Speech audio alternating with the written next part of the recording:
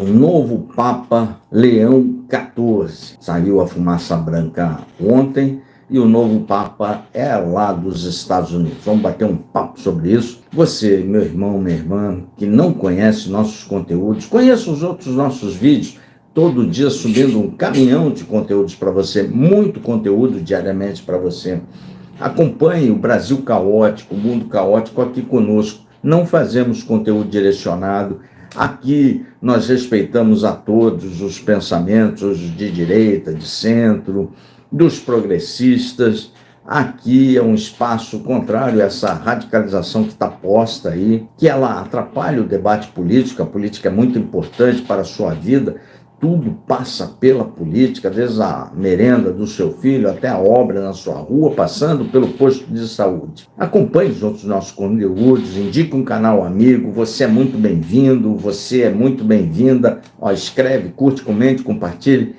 É muito importante a sua inscrição. Aqui os conteúdos são baseados nos fatos postos aí da nossa realidade, da realidade concreta, da realidade objetiva, como esse assunto que nós vamos conversar hoje, o novo Papa. O novo Papa é dos Estados Unidos. E aí, naturalmente, já surge. O Trump teve implicação, o Trump saiu fortalecido. Não, nada disso é verdade. A escolha do novo Papa, a escolha sempre dos papas, eles têm uma outra dinâmica. Essa política bem curta aí, comezinha do dia a dia, não é levada em consideração, não é um trabalho de longo prazo, porque é um cargo vitalício.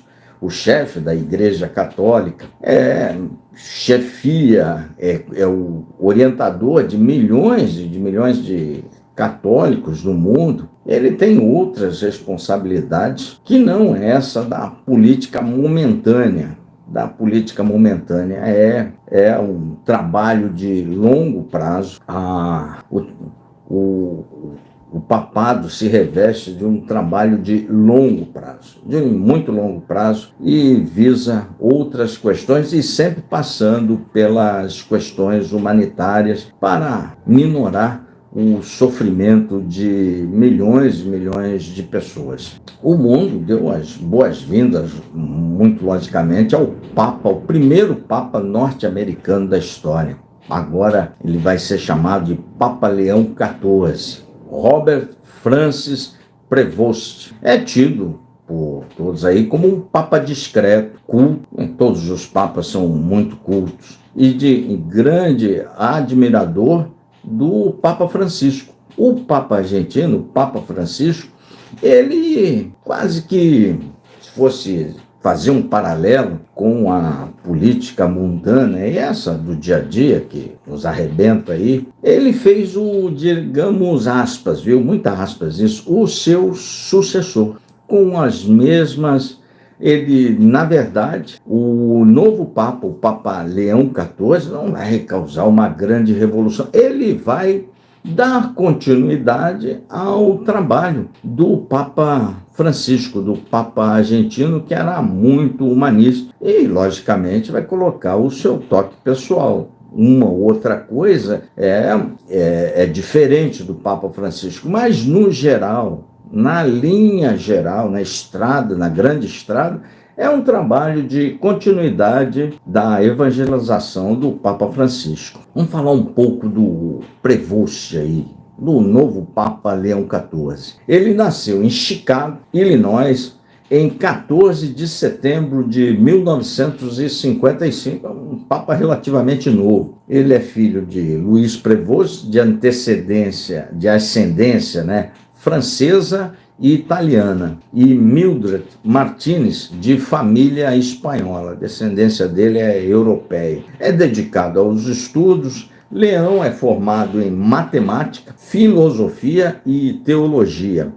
Ele entrou para a vida religiosa aos 22 anos e sempre foi um frequentador da igreja na sua juventude, muito obviamente, Aos 27 foi estudar na Itália, aperfeiçoou seus conhecimentos religiosos e linguísticos e se tornou doutor em Direito Canônico pela Pontifícia Universidade de São Tomás de Aquino, em Roma. Aos 30 anos de idade, passou a viver no Peru, passou grande parte da sua trajetória no Peru. Então, o Peru sente-se abraçado aí pelo novo Papa. Mudou-se só do Peru em 1986, 3 anos após se tornar sacerdote, passando por Piura e Trujillo. Em sua estada de 20 anos no Peru, ficou 20 anos no Peru, tornou-se fluente em espanhol, atenuando como missionário, pároco, professor e, por fim, bispo. Ao longo da sua trajetória,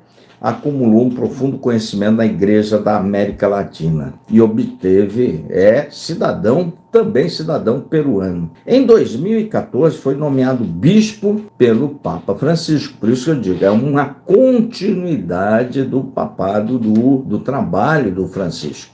Lógico que vai ter algumas pequenas nuances, mas, no geral, se fosse transpor para a vida mundana aqui, seria o Francisco fez o seu sucessor. O Prevost sempre foi um grande admirador do Papa Francisco. Ainda atuava como administrador apostólico no Peru, quando ele foi nomeado bispo.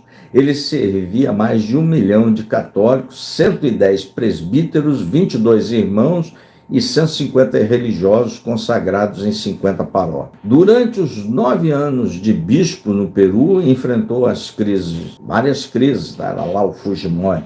Em 23, 3 mulheres acusaram de acobertar casos de abusos sexuais que teriam cometido por 2 padres. Nessa época, não só ele, toda a Igreja Católica acobertava muito esses escândalos sexuais, sobretudo a Igreja Americana. Ele estava no Peru, como a Igreja Europeia. Quando veio o mandato do Francisco, e já tinha começado lá com o Bento XVI, essas proteções aí tratavam desses, não é proteção, né, entre aspas, tratavam desses assuntos de abusos sexuais cometidos por padres, tratavam muito mais internamente, mas com o advento, com o Papa Bento XVI e sobretudo com o Francisco, isso passou a ter um novo tratamento, um tratamento mais duro, como tem que ser, né? Como tem que ser. É imperdoável esses abusos. A Igreja Americana fez vários acordos monetários para acobertar aí esses escândalos que se ocorria, né? Tem muito filme sobre isso aí e tem muita bibliografia sobre isso. E, obviamente, ele sempre negou. A Igreja tratava nessa época como... não era um acobertamento, fazia as punições todas internas. Mas com Bento XVI e, sobretudo, com Francisco, isso deu uma mudada para melhor, para muito melhor. Antes de ser eleito Papa, Prevost serviu na Cúria Romana e se aproximou muito do Francisco. Ele ocupava o cargo de prefeito do Discastério para bispo, né? Importante função, né? Um orientador dos bispos. Nessa função, conheceu de perto toda a estrutura da igreja, né? Tomou contato com a estrutura lá da Igreja de Roma. Curta, comente, compartilhe. Hoje é um conteúdo light, meu irmão. É importante, é uma função extremamente importante a do Papa, viu? Extremamente importante, sobretudo para o mundo ocidental, Durante a internação do Papa Francisco, Prevost teve um papel essencial. Ele liderou aquelas orações públicas do Vaticano pela recuperação do Santo Padre. Então, era o líder da Igreja Católica, o Papa argentino, o Papa Francisco. Alertou sobre mudanças climáticas, olha aí o Francisco já dando, o sucessor de Francisco, era a mesma preocupação do Francisco, muita preocupação com as mudanças climáticas. Em novembro do ano passado, durante um seminário em Roma, ele afirmou que é hora de passar das palavras à ação. O domínio sobre a natureza, a tarefa que Deus confiou à humanidade não deve se tornar tirânico, né, entre aspas. Deve haver uma relação de reciprocidade com o meio ambiente, afirmou ali através do Jornal do Vaticano, que é o Vatican News. Muita gente fazendo, por ele ser norte-americano, fazendo ilações ao Trump, saiu fortalecido. Na verdade, quando Francisco, o MAGA, que é do movimento que levou o Trump ao poder, é um movimento bastante duro e bastante extremado em vários aspectos. Está levando o mundo a uma nova configuração, veja as tarifas econômicas, está se mostrando não confiável aos seus parceiros comerciais, e o Papa tem um papel importante nessa mediação de relações aí no mundo. Na verdade, o Prevost é um tapa na cara do mandatário dos Estados Unidos.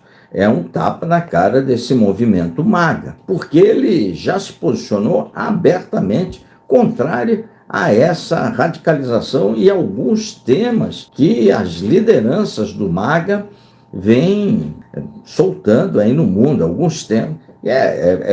Essa turma radical do MAGA muito desqualificada, é um atraso para a humanidade. Então ele já se contrapõe na parte ambiental. O governo americano saiu das conferências todas do clima, não quer nem saber disso aí.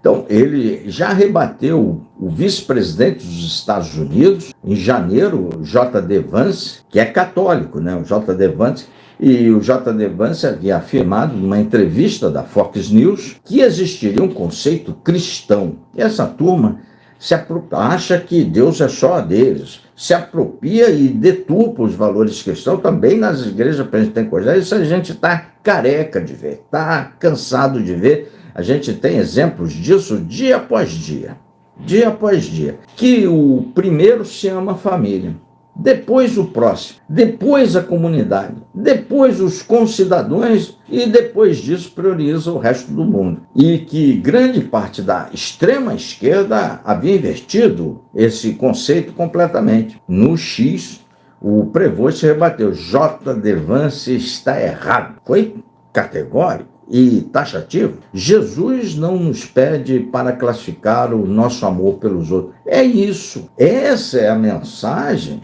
do amor de Jesus. Não, isso quer dizer, Jesus é só da turma que é cristão? É só da turma que é de direita? É só da turma? Não, Jesus é de todo mundo, cara. Ou o cara, por ser progressista, não tem família, não quer o bem dos seus filhos, não nutre um sentimento humanitário de amor ao próximo, não. Então é uma distorção trazer a fé para o embate político. Eu chamo sempre de os mercadores da fé, fazem isso com uma naturalidade. E nas pentecostais, que não é tema de hoje aqui, do nosso bate-papo, nas pentecostais fazem pior, usam o Antigo Testamento na transcrição literal, quando o Filho de Deus não tinha vindo à Terra. E aí no Antigo Testamento Deus fala diretamente com os profetas, aí tem aquelas coisas, mata, vai e tal, aí ele transpõe isso na literalidade, mas a religião muda isso tudo quando o Filho de Deus manda o seu Filho à Terra, e aí passa a ser uma linguagem do amor, não tem mais aquela comunicação direta, ele passa a falar através de Jesus Cristo. E aí quando se traz o Velho Testamento para esses embates, aí dá homofobia, racismo, xenofobia, dá toda sorte de porcariada que a gente está cansado de ver. A gente vê isso diuturnamente aí. Prevost também é da Ordem de Santo Agostinho, com o lema episcopal Illo Uno Unum. Nós somos um só, nós somos único, um. O sermão de Agostinho, ele acredita que viver em comunidade é essencial para o evangelho. Eu diria, viver em comunidade é essencial para a humanidade. Primeiro você está na sua comunidade, que é a comunidade da sua rua, depois na comunidade do seu bairro, depois na comunidade da sua cidade. Isso vai dar um ar de pertencimento, depois no seu estado, depois no seu país. Esse sentimento de vida em comunidade que dá a noção de pertencimento de um local onde você preza as pessoas desse local e preza muito e cuida essencialmente dessa comunidade, né? É essencial a vida em comunidade para os conservadores, é tudo, né? Compartilhando fé, estudos, orações e até bens materiais, né? Para os agostinianos, como Leão XIV, Deus habita no interior de cada ser humano. Por isso que eu trago sempre aqui por escrito, esses radicalismos não são bons. Deus não é privativo da direita, nem da esquerda, nem do centro. Deus é de todo mundo, né? É de todo mundo aí, daqueles que têm fé e daqueles que não têm fé também, é de todos. Ele fala mais 3 idiomas, inglês, italiano e francês, fora o espanhol, né, que ele domina bem e compreende o português. Passou 20 anos no Peru, logicamente que o portunhol é bastante compreensível, né? O seu perfil é tido como reservado e contido, coisa muito boa, né? Nos perfis o Francisco era um pouco mais atirado nisso, evitando personificar sua função na igreja e promovendo uma descentralização do catolicismo. A sua primeira bênção, o novo Papa pediu paz em todo o mundo, muito obviamente. Deus ama a todos, com muita obviedade nisso, e quando se leva esse radicalismo que está ocorrendo hoje em dia na política, parece que Deus só ama um espectro da política. Não, só nós somos aqui da direita, então a esquerda, um é Deus, outro é diabo. Não, cara, Deus ama todo mundo. E o mal não vai prevalecer. Todos estamos na mão de Deus, portanto, sem medo, unidos de mão dada com Deus que está entre nós, né? Foi só a primeira bênção. Em sua primeira aparição aos fiéis, ele disse isso. Leão XIV também deu sinal de continuidade, aquilo que eu falei no início para vocês, continuidade da obra do Papa argentino, do Papa Francisco. Diz que pretende seguir o legado do argentino, que abençoava Roma e o mundo inteiro na manhã da Páscoa, mesmo debilitado. E momentos antes da morte, o Francisco abençoou todo o mundo. O primeiro Papa norte-americano falou também em receber de braços abertos quem precisa de caridade. A parte humanista é sempre um ponto a se destacar em todos os papas, em todos eles, né?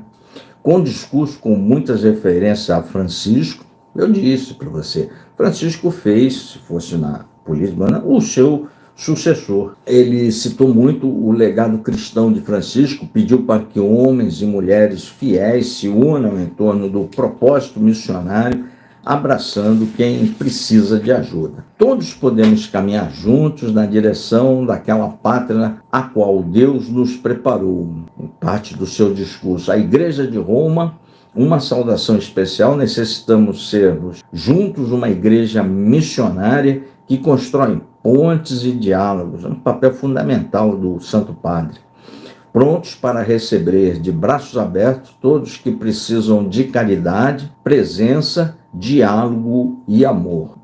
Foram as bênçãos, ele citou especificamente essa parte que eu acabei de ler para você na sua bênção. Lembrou do período no Peru, o novo Papa foi bispo na América do Sul e durante sua passagem em Chiclayo, serviu para mais de 1 milhão de católicos. O Peru é uma nação muito católica. Em porcentagem, é o país mais católico aqui da América do Sul, em porcentagem. Em números absolutos é o Brasil. E ele teceu algumas palavras em espanhol, uma saudação à diocese de Chiclayo, no Peru, onde um povo fiel acompanhou, o pessoal do Peru estava vendo a sua posse, compartilhou a sua fé e deu muito para a igreja fiel de Jesus Cristo. Essas foram as palavras, a bênção do novo Santo Padre. O mundo vai, e o que mais me chamou a atenção é a estabilidade de Roma, é a estabilidade do Vaticano. Francisco, quando faz seu sucessor, o mundo católico, que deu uma renovada, tem que dar esse grande mérito ao Papa argentino, ao Papa Francisco, ele deu uma renovada aí na parte dos fiéis da Igreja Católica. A Igreja Católica voltou a crescer durante o papado do Francisco. E essa continuidade que o Papa Leão XIV dará ao trabalho missionário do Francisco é muito bom, porque sinaliza, em longo prazo, uma estabilidade do Vaticano, que é muitíssimo importante para o planeta, uma vez que os tempos atuais no mundo vive uma configuração bastante perigosa, e eu diria, a configuração atual é a mais instável desde a Segunda Guerra, desde antes da Segunda Guerra Mundial. É a mais estável, sem sombra de dúvida. Estamos à beira de uma grande guerra. Temos conflitos no Oriente Médio, conflitos agora lá na Ásia, Índia e Paquistão, temos conflitos na Europa, temos a África sempre em conflito. Portanto, uma voz estável, confiável no Vaticano, ela vem em boa hora e fará muito bem ao mundo. Escreve, curte, compartilha, sobe o like. Você, meu irmão, é muito bem-vindo. Você, minha irmã, é muito bem-vinda. Todo dia um caminhão de conteúdos para você. Acompanhe aqui, você vai gostar. Não tem lacração, mas o objetivo do canal é que você agregue conhecimento e recupere o seu senso crítico. Vem para cá, sobe o like. Ficando por aqui, tá aí a chave Pix do Contraponto. Se vocês quiserem contribuir com alguma coisa, é sempre bem-vindo para o prosseguimento do nosso trabalho. Sempre subindo um caminhão de conteúdos para você, até 9 vídeos por dia. Um forte abraço, valeu!